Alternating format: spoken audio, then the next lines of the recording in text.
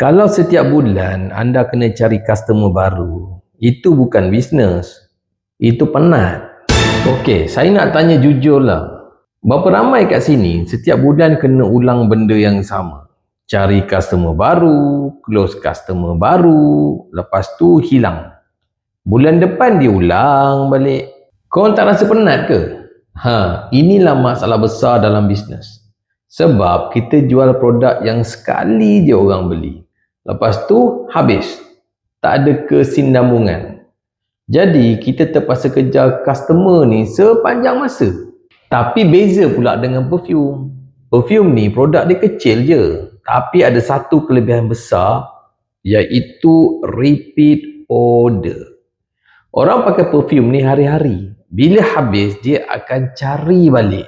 Kalau dia suka bau tu, dia takkan tukar dah. Dia akan repeat dengan orang yang sama. Bayangkan, anda jual sekali, lepas tu dia datang balik dengan sendiri. So, itulah beza antara kejar customer dengan customer yang cari kita. Sebab tu, walaupun produk kecil, tapi duit konsisten. Sebab tu ramai orang sekarang ni mula masuk bisnes perfume. Dan saya nak bagi tahu, sekarang ni minyak wangi tuyu tengah buat promosi lelong. Harga memang murah, MOQ memang rendah.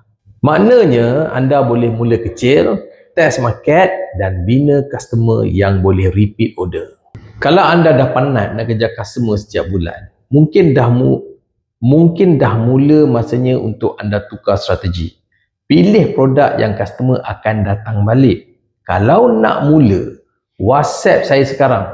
Saya tunjuk cara bina bisnes yang ada repeat income. Bisnes yang bagus bukan yang sekali jual saja, tapi yang boleh jual sikit dan berulang-ulang. Soalan dia sekarang, anda nak terus kejar customer atau customer yang datang balik kepada anda dengan sendirinya?